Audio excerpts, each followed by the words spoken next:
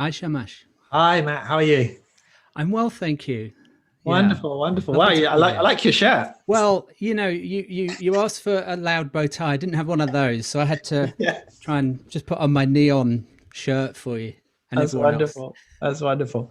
Just to give a brief introduction, I was introduced to Matt through another friend, and Matt's got an amazing, inspiring story of himself, and does a lot of work. Maybe you can share a little bit more about all the different stuff, but the angle that I know you is I know SAP, which is a huge organization. Which I think is rated one of the happiest or an organization with a lot of well-being, and they Yeah, focus a lot on mindfulness, and they have hundreds, if not thousands, of people on the waiting list to do their mindfulness training sessions. And you very kindly invited me. It might have been this time last year, actually, I or the think it year before. was. It was Yeah, actually this time last year, and it was really important and significant for me. The micro journaling or the mini journaling and the mindful practices together with the neuroscience of mindfulness, I found it so powerful. So I'm so happy that you're able to find some time on New Year's Eve to give you a time to share with us. So I really appreciate it. thank you, Shamash.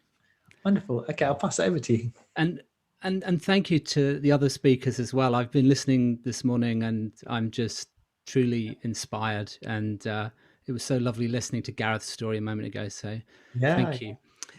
Um, yeah, so thank you for the introduction, Shamash. So before I get started, it's good opportunity just for me to remind you to either have a journal if you have one, or have some paper and a pen or a pencil, just something that you can write on. I recommend that you have something that you can actually physically write with. Some people use digital journals, and if that works for you, you can. But I do recommend that you have something to hand for the latter part of the session here. So, yeah, who am I? Well, I'm Matt Champion. I live in Hampshire in the UK with my wife and two children. And in my spare time, I'm also a Cub Scout leader. And so, if you want to learn knots over Zoom, then I'm your man. I also enjoy running. I know a few people this morning have said they don't enjoy running so much. I actually do enjoy running. It gives me another bit of headspace. And I'm really proud to have run the London Marathon in 2017 for the NSPCC. And boy, did that require mindfulness and awareness of my body. Certainly did. And in my day job, as Shamas mentioned, in a global business software company called SAP. We're a really large software company. We're worldwide. Something around the mark of 75% of the world's transactions go through our systems. So we're a huge software company. Um, I'm an innovation director at SAP, and I'm also a business coach, and I'm also a mindfulness teacher. I teach a program called Search Inside Yourself, which combines mindfulness, emotional intelligence, and neuroscience together in the one program. And some of you may have heard of that program. And I'll give you a bit of a flavor of some of the neuroscience elements to mindfulness and microjournaling as we go through.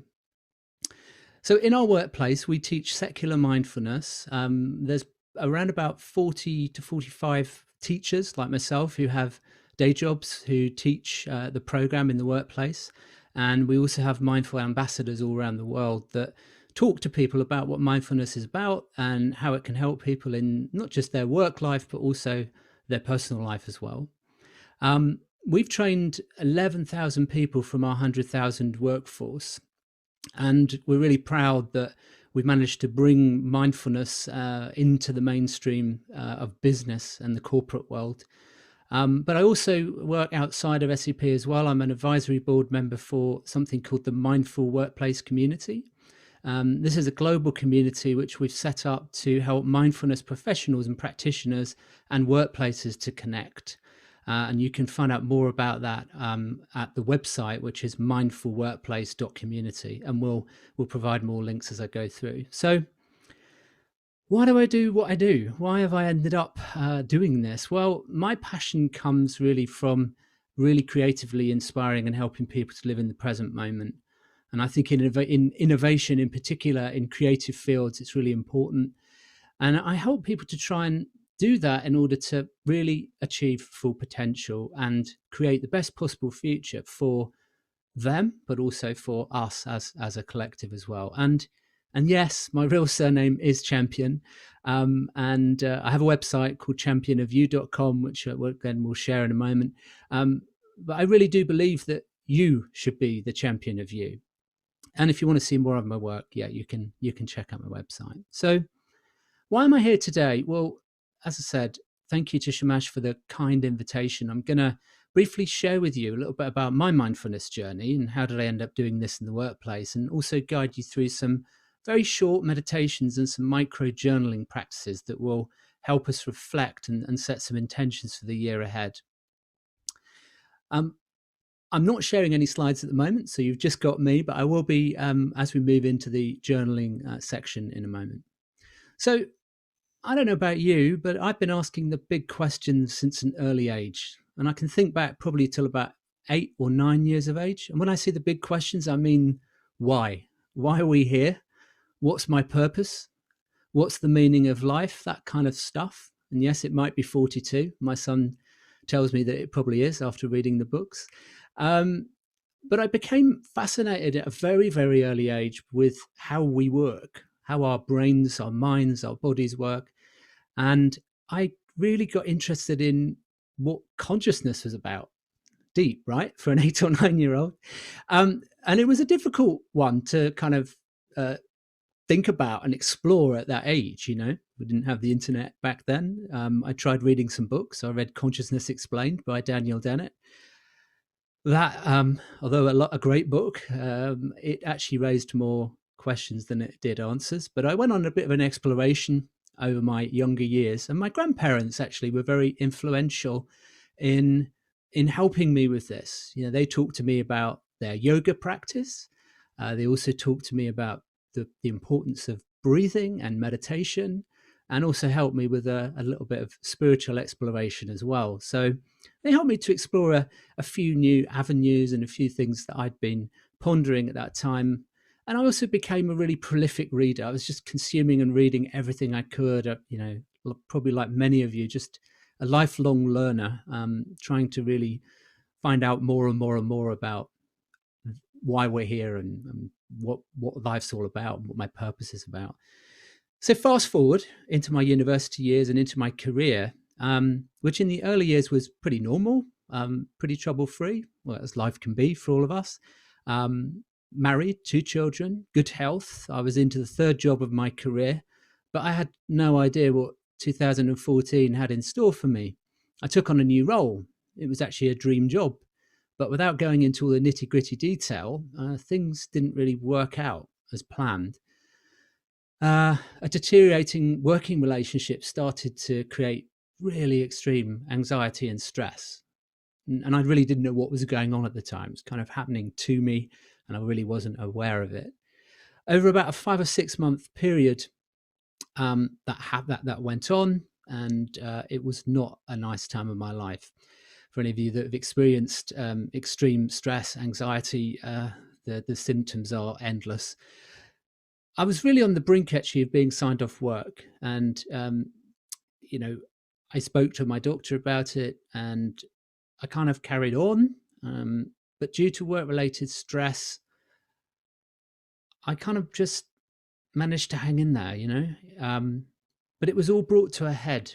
I just kept going, kept going. I didn't really talk to many people about it, and it was when I actually experienced a panic attack, a really quite strange panic attack around about the Christmas of 2014.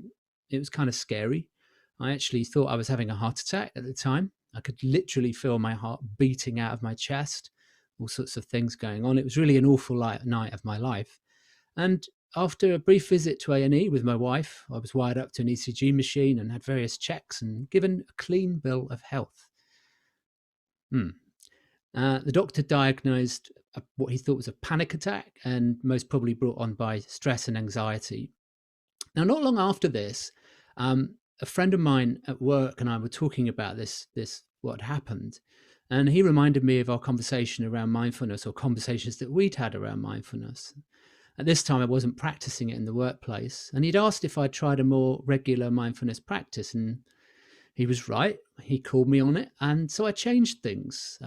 I turned to a book that I'd read a few years earlier, which many of you will probably know. Mindfulness, A Practical Guide to Finding Peace in a Frantic World by Mark Williams and Danny Penman. Now, I have to say, the authors of this book pretty much saved me. With the guided meditations, particularly the body scan, it helped me to reconnect with who I was and bring some awareness and some control back into my life. And also at the same time, my wife and my family were really amazingly patient and supportive whilst I was going through all this. And I really developed a very solid practice from that point forward. And then fast forward to 2017, I learned that my company, SAP, had a global mindfulness practice, which is not, it's becoming more commonplace in the business world now, but actually in a kind of scientific software engineering world, some people kind of get the wrong impression of mindfulness, have the wrong perception. So it's still a little unusual. We've even got a chief mindfulness officer at SAP. And so I actually took the 2-day course that I now teach called Search Inside Yourself. And it was so amazingly helpful to me, the mix of mindfulness, emotional intelligence, and neuroscience, that I actually took it a second time. And during my second course, I wrote a vision. We do a visioning piece within the course using journaling. And I wrote that vision about becoming a business coach and becoming a mindfulness teacher. And fast forward to now, and I've achieved, and I'm doing both. And now I'm having to write more visions to work out what else I want to do in the future. And these days, I'm just super passionate about helping others with mindfulness, both in life and also in the workplace. So before we get going on the practice I'm going to share with you today, Shamash asked me to share with you a little bit about some of the benefits of mindfulness practice and journaling, and some of the scientific evidence from neuroscientists and such like. Now, many of us know that it actually helps us to be more present, reduce stress, anxiety, and a number of the speakers this morning have explained how it's helped in their lives. But one thing I will let you know is in the past 15 years, we've seen an absolute explosion in the scientific research around mindfulness. This is partly due, not completely, but partly due to the fact that neuroscientists are now able to scan brains very effectively using fMRI scanners. And believe it or not, those have only been with us for about the past 15 to 20 years. So we're actually able to measure the impacts on our brain of mindfulness. And the first thing I want to highlight to you is something called neuroplasticity. Neuroplasticity. So neuroplasticity, big word, big term, is actually the finding by science that what we think and what we do and what we pay attention to actually changes the structure and function of our brains. That's right. It changes the structure and function of our brains. Our brains are actually malleable, and we can positively influence this. There's one study that really brings this to life. Now, those of you that either live in London or have visited London, or even if you haven't, we have black cabs in London. And London taxi drivers need to learn more than 25,000 streets to get their license. And they have to know the best way around, regardless of traffic conditions. It's a difficult test, and it actually takes 3 or 4 years of intense training. And usually it takes 10 or 12 tries to actually get it right. And it's actually known as the knowledge. Now, neuroscientists became really interested in how the brains of the cab drivers would look like compared to bus drivers as a control group. So bus drivers drive many of the same streets, but they're on fixed routes. The result was that actually the part of the brain associated with memory and spatial navigation, the hippocampus, is actually bigger and more active in London cabbies, London taxi drivers, than in the bus driver control group. And the longer that someone has been driving a cab in London, the larger and more active is their hippocampus. So this is just one example, not necessarily connected with mindful practice, that shows that the brain is plastic, even in adults. So again, we can intentionally change the structure and function of our brains with training. Most importantly, the areas of the brain that are trained when we practice mindfulness are the same as those involved in self-awareness, self-regulation, and other areas of underlying emotional intelligence. So the scientific base is really compelling. Professor Yi-Young Tang from Texas Tech University led a review of all of the research, as much of the research as possible done in the mindfulness research area. And they found three major recurring themes related to changes in the brain regions as a result of mindful practice. And the first was attentional control. So in other words, the ability to focus and pay attention with reduced mind wandering or without being distracted. The second was emotional regulation, the ability to recognize feelings and emotions and work skillfully with them. And then the third was self-awareness. So in essence, moving from that autopilot to being more aware, particularly awareness of your own thoughts, preferences, and intuitions. And I see a couple of things coming up in the chat here. I'll make sure that you've got the links to some of these papers that I'm talking about on my website afterwards. So a few words on the benefits of journaling before we get going. Now, many of you may journal already. You may journal every day, you may journal in the morning and the evening, you may not journal, you may journal periodically, whatever works for you and whatever you do is absolutely perfect for you. You have to find what is right for you. But I appreciate there's many of you that might not have tried this before. So journaling is actually a mindful practice in which we write our thoughts down on paper, either just as they come or more often by the use of a prompt or a question. So let me give you some of the key benefits of journaling.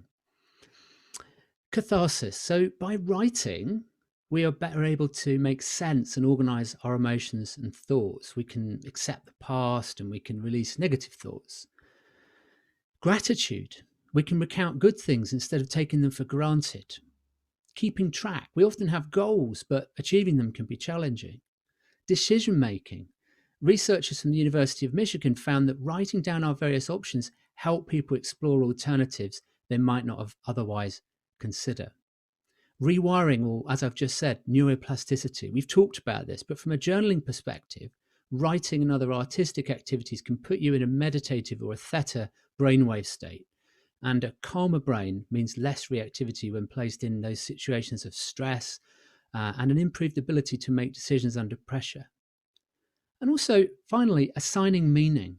The author Michael Hyatt says, what happens to us is not as important as the meaning we assign to it. What happens to us is not as important as the meaning we assign to it. Journaling helps us unearth what certain events and situations really mean to you. So I've really blasted you with a lot of information there, and there's a whole load more that we could talk about. But the best way of understanding this is doing it. As Ernest Hemingway once said, all you have to do is write one true sentence. Write the truest sentence that you know. And perhaps journaling will lead you to that one true sentence and a moment of self-discovery. So with that, we're going to do 2 sessions of journaling, and I'm going to lead you in a short guided meditation before each. So have your pen, paper, and journals ready. And I'll just start sharing as well. Just give me a moment.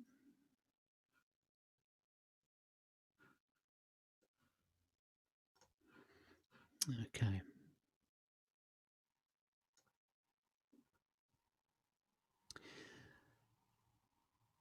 And here's what I will invite you to do before you'll see each prompt that will actually appear on the screen. What I'd like you to do is just take your piece of paper, your journal, and just write the prompt that I give you so that you've got a record of it there. For this practice, I'm inviting you to do what we call a stream of consciousness journaling. So keeping your pen on the page and writing until the time is up. Don't worry about spelling or grammar. And if you get stuck and you have nothing to write, just keep writing, I have nothing to write. I have nothing to write, or something else, until a new thought comes up. And remember, this journal is just for you. No one else needs to read what you've written. So we'll begin with reflection. We'll do 1 minute of very short meditation and then 3 prompts in a row. And I'll give you some time to read and digest before we move on to the next section. I'll keep track of time for you and guide you through the whole process.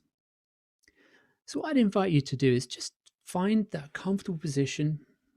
As Shamash says, find that comfortable position. See if you can get yourself 10% more comfortable, whatever works for you. And then if you're comfortable closing your eyes or just having them softly focused in front of you, just feeling the weight of your body on the chair or the surface that you're on, feel that weight of gravity pulling you down.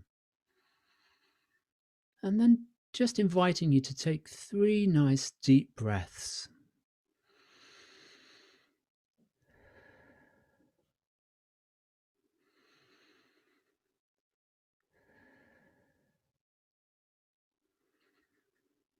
Just gently scanning through your body, just noticing any sensations or lack of sensations, and just resting your attention on your breath.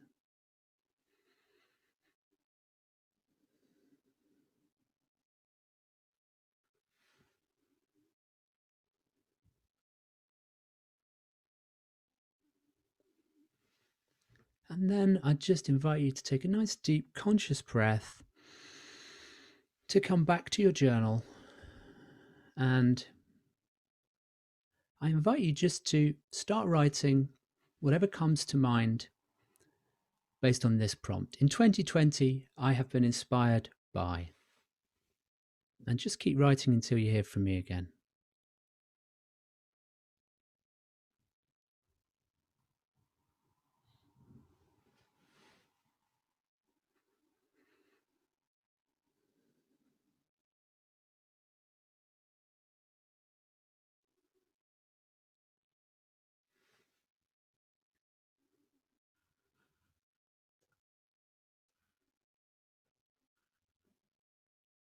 So the prompt is, in 2020, I have been inspired by.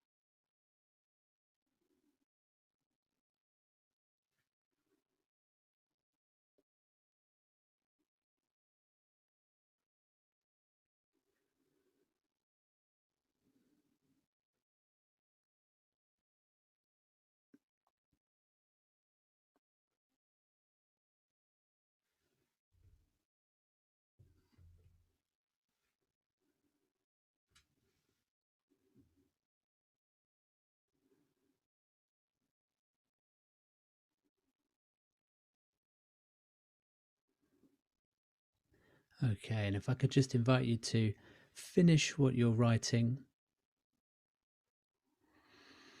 and then just take a nice deep conscious breath before we move on to the next prompt. My learnings and personal growth areas I take into 2021 are. My learnings and personal growth areas I take into 2021 are. Remember, no judgment, kindness, curiosity, whatever comes up for you.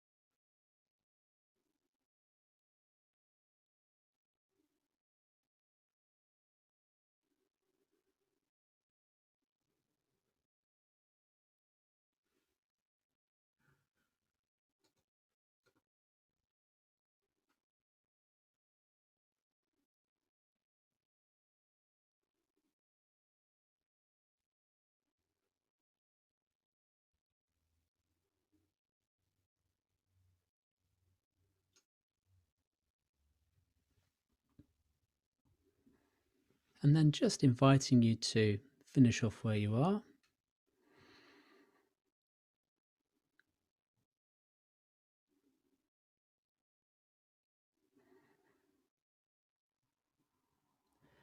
And then I'm just going to invite you to take a minute just to read through the two responses that you've just written. So just take a moment just to read through and digest what you've just journaled.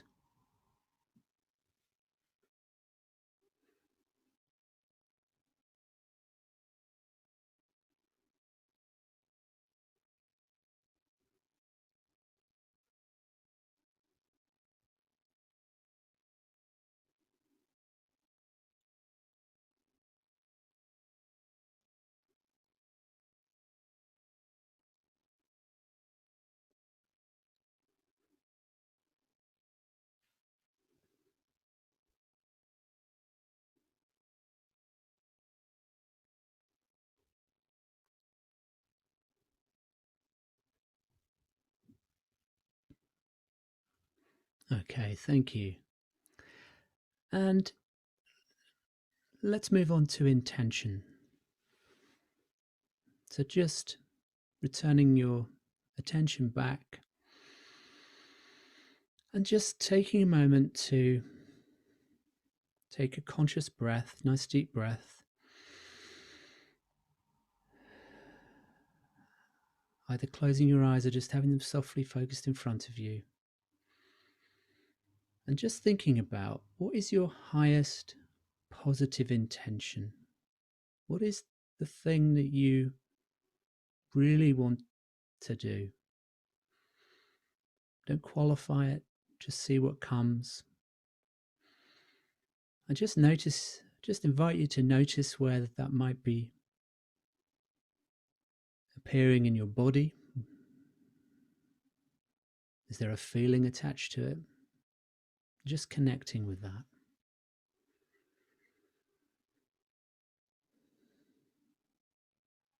And then just taking a nice deep breath again.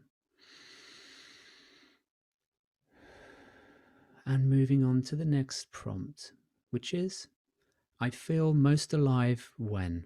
I feel most alive when. So please take your pen, paper, journal and see what comes up for you.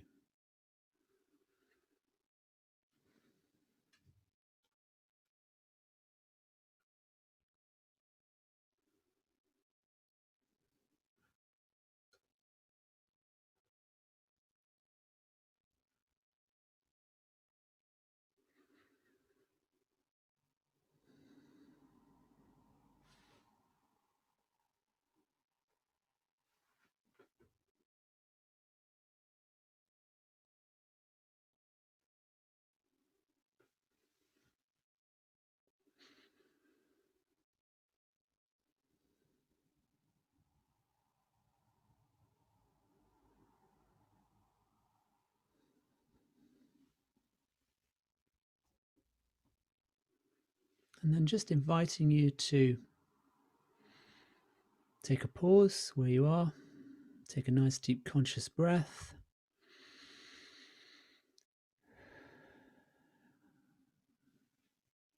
And moving to our final prompt. Life is calling me to. Life is calling me to. Please start.